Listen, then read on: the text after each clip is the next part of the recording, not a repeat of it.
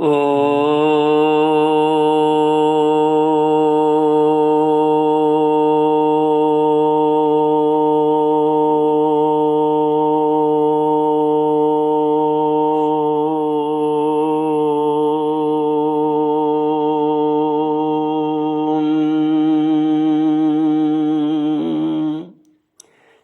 गुरु चरण कमलेभ्यो नमः। श्री गणेशाय नमः। श्री सरस्वत्यै नमः। श्रीमद्भागवत भगवान की जय। श्री कृष्ण गोविंद हरे मुरारे, हे नाथ नारायण वासुदेव। श्री कृष्ण गोविंद हरे मुरारे, हे नाथ नारायण वासुदेव। ओम नमो भगवते वासुदेवाय। ओम नमो भगवते वासुदेवाय।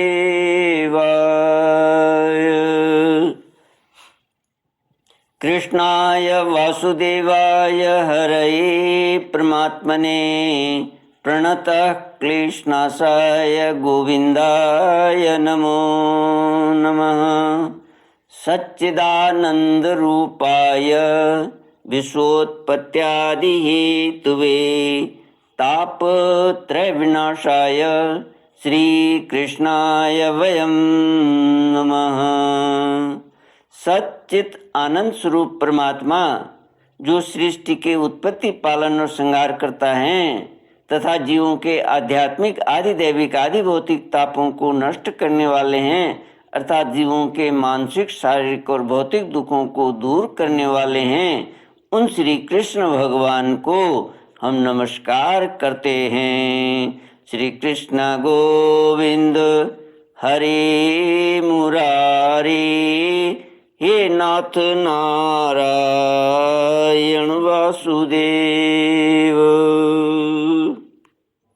श्रीमद्भागवत द्वादश स्कंध षष्ठोऽध्यायः।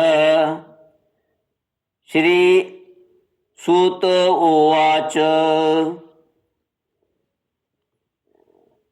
अस्मिन्नप्यन्तरे ब्रह्मन् भगवान् लोकभावनः ब्रह्मे साध्यैर्लोकपालैः याचितो धर्मगुप्तये पराशरात् सत्यवताम् अंशांशकलया विभुः अवतीर्णो महाभाग वेदं चक्रे चतुर्विधम्। 12वां स्कंध छठा अध्याय श्लोक 48 से वेदों के शाखा भेद। सूत जी कहते हैं, सौनक जी, इस वैवस्वत मनवंतर में भी ब्रह्मा शंकर आदि लोकपालों की प्रार्थना से अखिल विश्व के जीवनदाता भगवान ने धर्म की रक्षा के लिए महर्षि पराशर द्वारा सत्यवती के गर्भ से अपने अंशांश कला स्वरूप व्यास के रूप में अवतार ग्रहण किया है। परम भाग्यवान सौनक जी, उन्होंने ही वर्तमान युग में वेद के 4 विभाग किए हैं।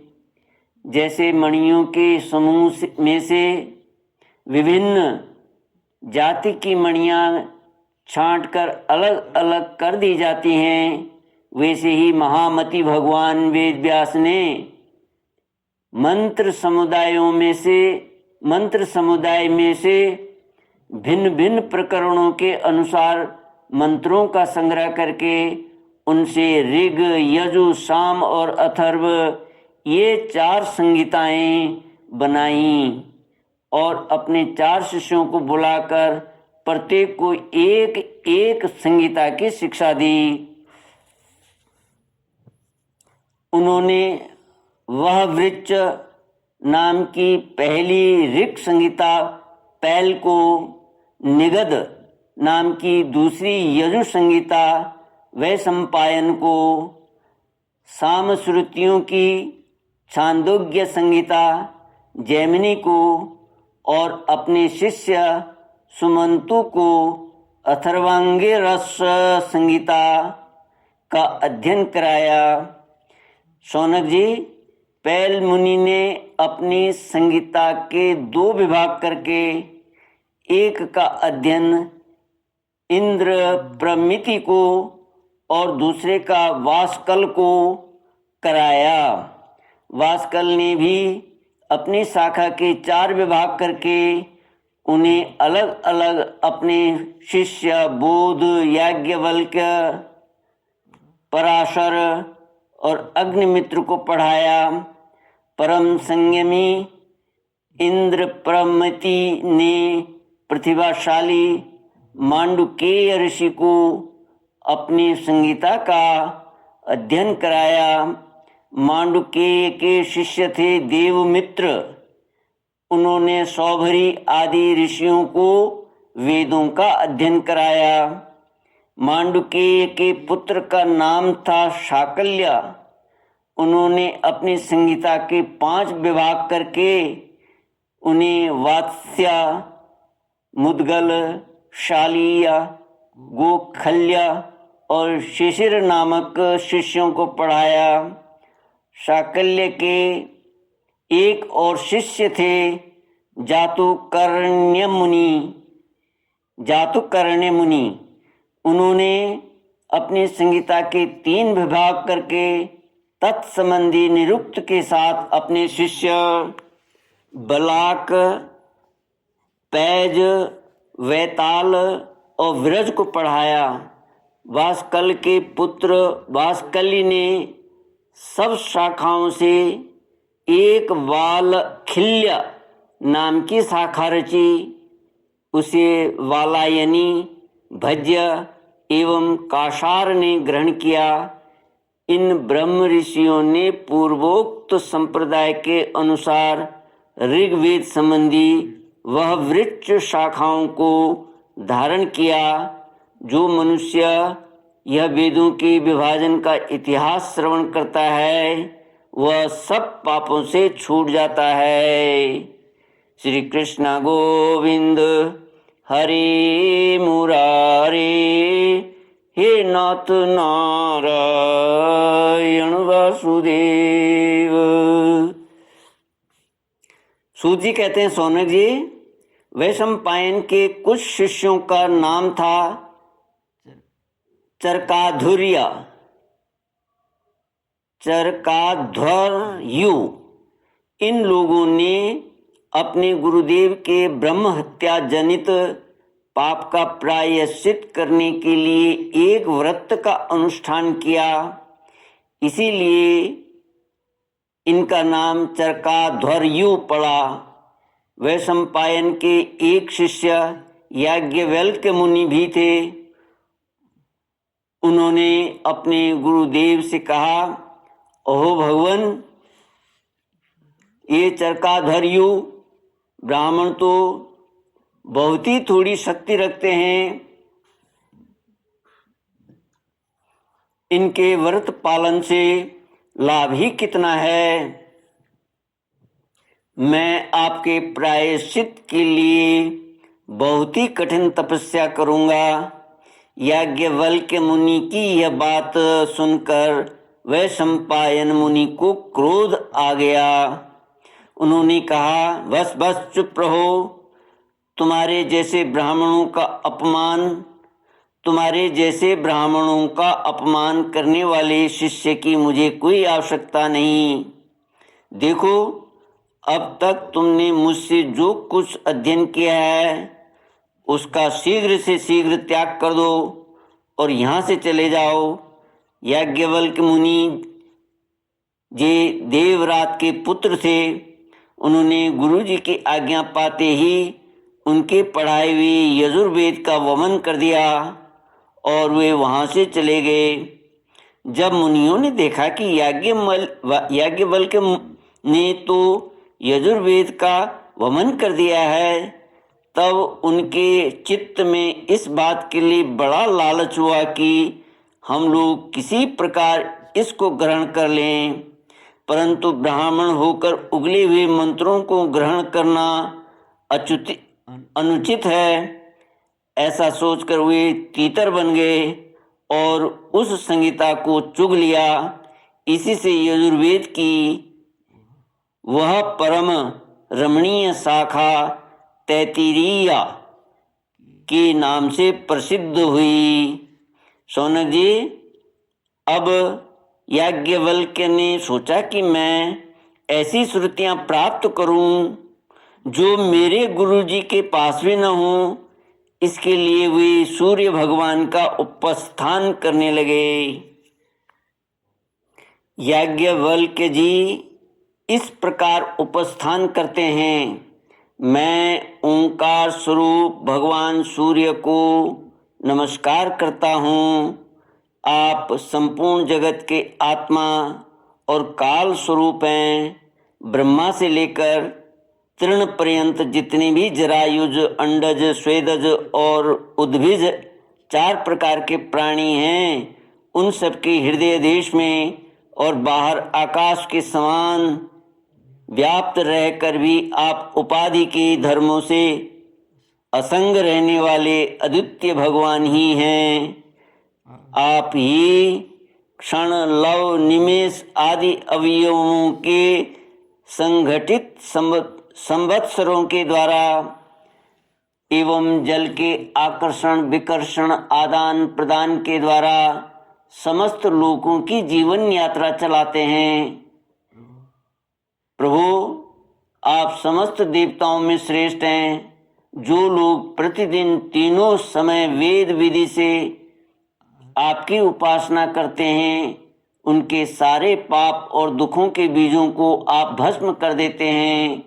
सूर्यदेव, आप हमारी सृष्टि के मूल कारण एवं समस्त ऐश्वर्यों के स्वामी हैं। इसीलिए हम आपके इस तेजोमय मंडल का पूरी एकाग्रता के साथ ध्यान करते हैं। आप सबके अंतरात्मा और अंतर्यामी हैं। जगत में जितने चराचर प्राणी हैं, सब आपके ही आश्रित हैं। आप ही उनके अचेतन मन, इंद्रिय और प्राणों के प्रेरक हैं। इसमें टीकाकार लिखते हैं कि अचेतन मन, इंद्रिय और प्राणों के प्रेरक, इन तीनों वाक्यों द्वारा क्रमशः गायत्री मंत्र के तत्सवितुर्वरेण्यम भर्गो देवस्य धीमहि और धियो यो न प्रचोदयात्, इन 3 चरणों की व्याख्या करते हुए भगवान सूर्य की स्तुति की गई है। सूत जी कहते हैं, शौनक जी, यह लोक प्रतिदिन अंधकार रूप अजगर के विकराल मुंह में पड़कर अचेत और मुर्दा सा हो जाता है।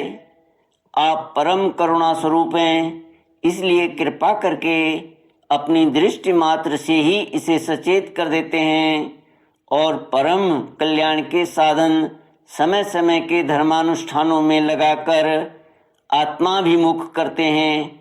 जैसे राजा दुष्टों को भयभीत करता हुआ अपने राज्य में विचरण करता है, वैसे ही आप चोर, जार आदि दुष्टों को भयभीत करते हुए विचरते रहते हैं।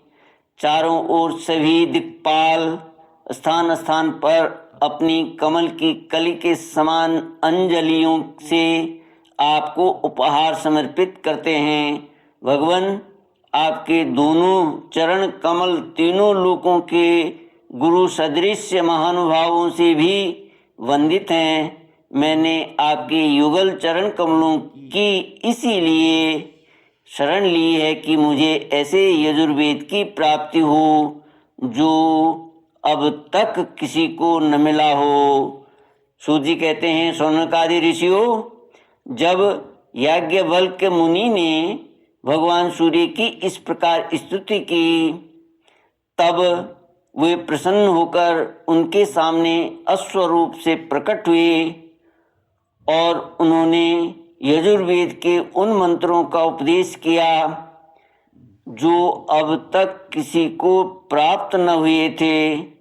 इसके बाद याज्ञवल्क्य मुनि ने यजुर्वेद के असंख्य मंत्रों से उसकी 15 शाखाओं की रचना की। वही वाजसनेय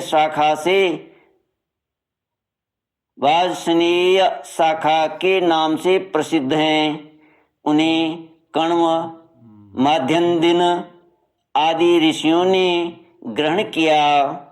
यह बात मैं पहले ही कह चुका हूँ कि महर्षि श्री कृष्ण द्वैपायन ने जैमिनी मुनि को साम संहिता का अध्ययन कराया।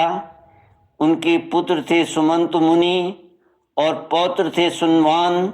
जैमिनी मुनि ने अपने पुत्र और पौत्र को एक एक संहिता पढ़ाई। जैमिनी मुनि के एक शिष्य का नाम था सुकर्मा। वह एक महान पुरुष था। जैसे एक वृक्ष में बहुत सी डालियां होती हैं, वैसे ही सुकर्मा ने सामवेद की 1000 संहिताएं बना दी। सुकर्मा के शिष्य कौशल देश निवासी हिरण्यनाभ, पौष्यंजी और ब्रह्मवेताओं में श्रेष्ठ अवंत्य ने उन शाखाओं को ग्रहण किया। पौष्यंजी और अवंत्य के 500 शिष्य थे। वे उत्तर दिशा के निवासी होने के कारण औदीच्य सामवेदी कहलाए थे। उन्हीं को प्राच्य सामवेदी भी कहते हैं। उन्होंने एक एक संहिता का अध्ययन किया। पौष्यंजी के और भी शिष्य थे, लौगाक्षी, मांगली, कुल्य, कुशीद और कुक्षी। इसमें से प्रत्येक ने 100 संहिताओं का अध्ययन किया। हिरण्यनाभ का शिष्य था कृत। उसने अपने शिष्यों को 24 संहिताएं पढ़ाईं। शेष संहिताएं परम संयमी अवंत्य ने अपने शिष्यों को दी। इस प्रकार सामवेद का विस्तार हुआ। श्री कृष्ण गोविंद हरि मुरारी, हे नाथ नारायण वासुदेव। इति श्रीमद्भागवते महापुराणे पारमहंस्यां संहितायां 12 स्कन्धे वेदशाखा प्रणयनं नाम 6ष्ठोऽध्याय। ॐ पूर्णमद पूर्णमिदं पूर्णात् पूर्णमुदच्यते पूर्णस्य पूर्णमादाय पूर्णमेवावशिष्यते। ओम शांति शांति शांति। हरि ओम। श्री गुरुभ्यो नमः। हरि